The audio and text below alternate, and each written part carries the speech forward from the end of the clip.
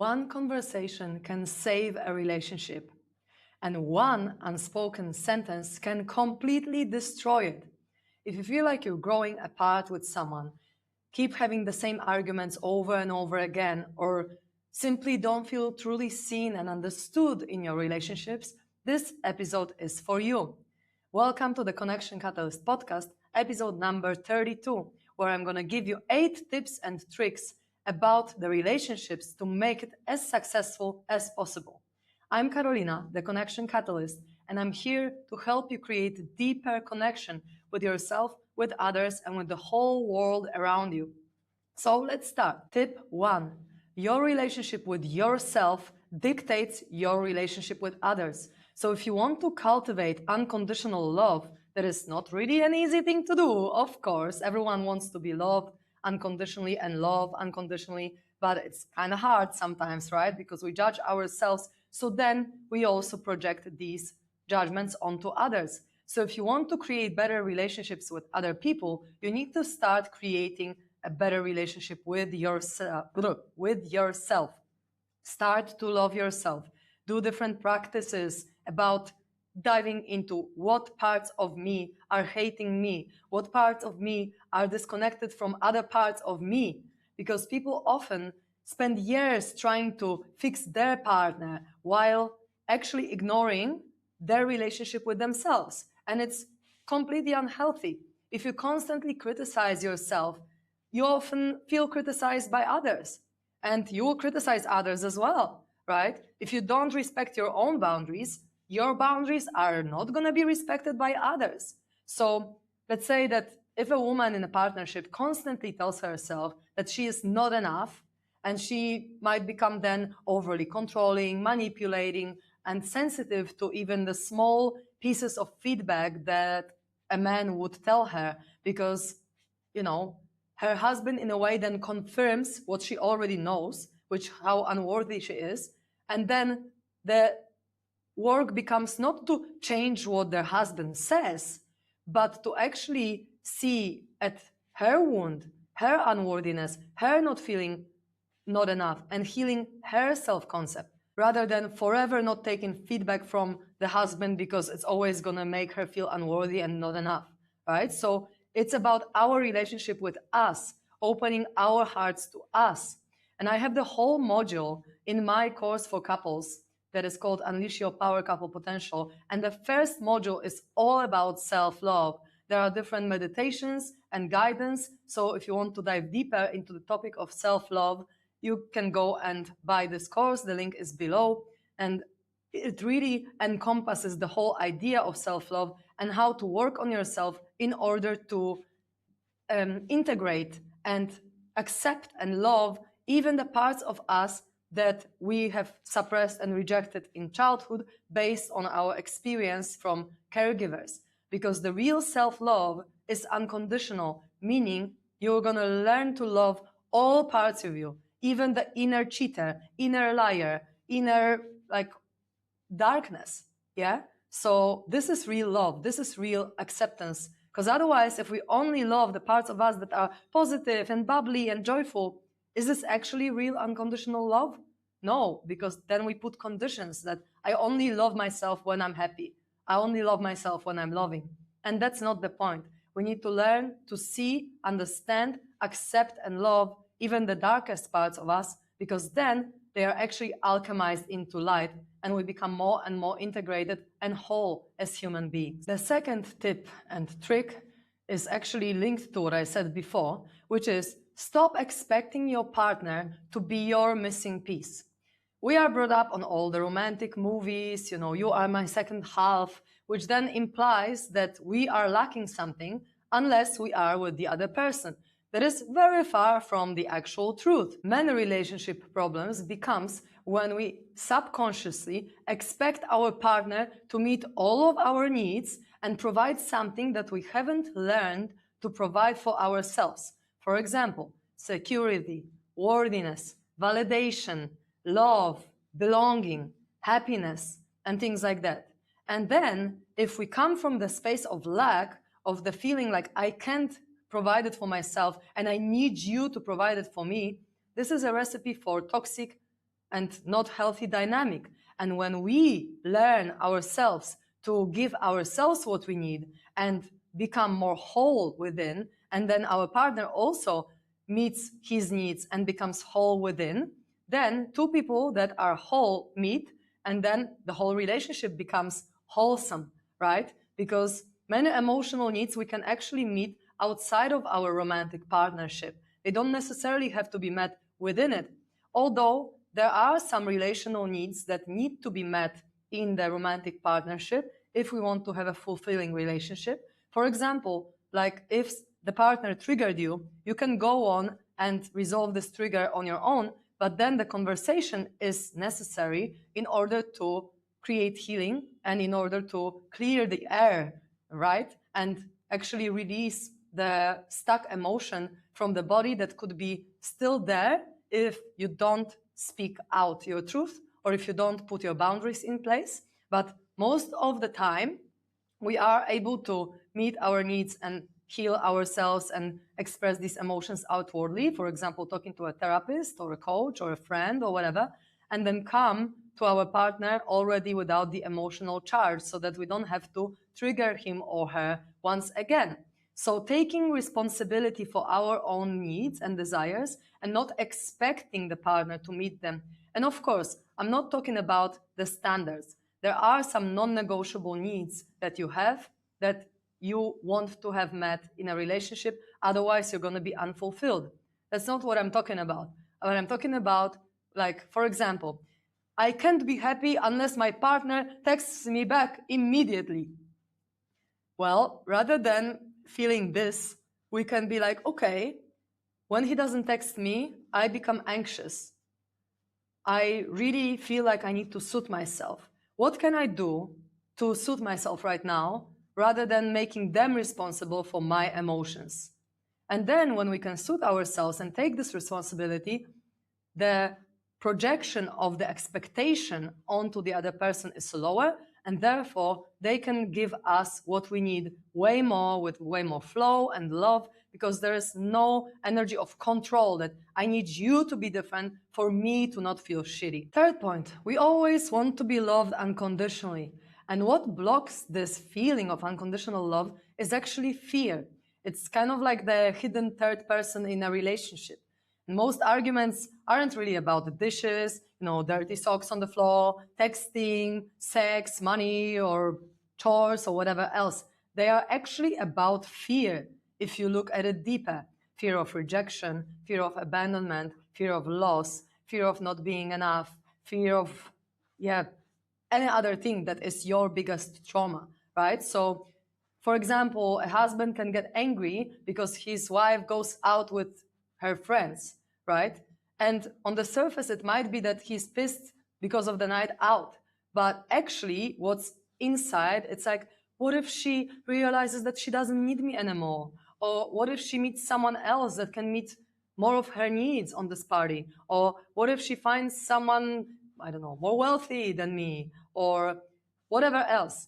And when you identify the fear underneath and start working directly with it, rather than only looking at the surface, at the situation at hand, then you might realize that, wow, this fear that I'm feeling right now, let's say that it's a fear of rejection, when I go deeply into it and feel it to the maximum level and ask myself, when was the very first time I felt this? I might feel like, oh, I'm a 3-year-old boy again, where my father shouts at me or my mother left me in kindergarten for the first time ever.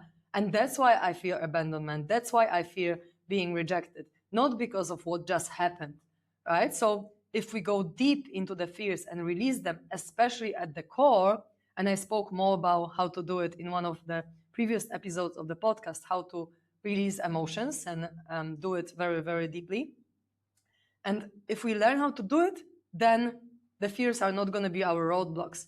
I also created the whole course about emotions. It's called the Emotion Alchemy Blueprint. So there is a link below if you want to check it out, because in there I talk in depth about what trauma is, how to start feeling your emotions if you can't feel them, what to do in this case, how stress can be released from the body, what are the most important steps to take in order to heal yourself fully rather than just half-assing it. So if you want to go deeper in this topic, you can go and get the course. Fourth tip is communicate your whole truth honestly, not just the safe parts, because many couples don't actually have communication problems. They have honesty problems because they share maybe 20% of what they are truly feeling and then expect their partner to read their minds and just know everything and understand the remaining 80%, which is literally impossible unless your partner is a freaking psychic that can read your mind, which is probably not like 99.9% of the population, right? So instead of in the conversation saying, oh yeah, I'm fine, and like your partner can clearly feel that you're not, you can say, a part of me feels hurt because I was hoping that you asked me about how my job interview went, for example, right? So the more accurately you express your vulnerability, that is the basis of connection and intimacy. And I was talking in one of the previous episodes as well about how to build deeper connection and deeper intimacy. So you can go and look if you want to know more. Then it's so much easier for your partner to meet you there and to actually meet your needs and to understand you on such a deep level. And then if the next time a situation like this arises, then he or she already knows what to do because they already know what parts of you might be triggered and they will act differently next time. Unless they are a narcissist and they don't ever want to change and treat you well, but that's a different story. Tip 5. Grow together or you will eventually grow apart. People evolve and expand all the time, and everything in your life changes. Your needs will change, your values will change, your dreams can change as well. So when a couple is successful, they don't stay together because they never change and they stay the same as they were when they were 20 years old and met, right? For example, they stay together because they grow and evolve and continually update the relationship. So, for example, we can do a compatibility check every 6 months, and compatibility check is one of the modules in my course that I also created, the course for couples, Unleash Your Power Couple Potential. So if you want to dive deeper and be guided through a practice of checking compatibility with your partner, you can go and get the course. But pretty much every 6 months, each partner reassesses, what do I need now? What do I desire now? What do I want more of? What do I want less of in my relationship?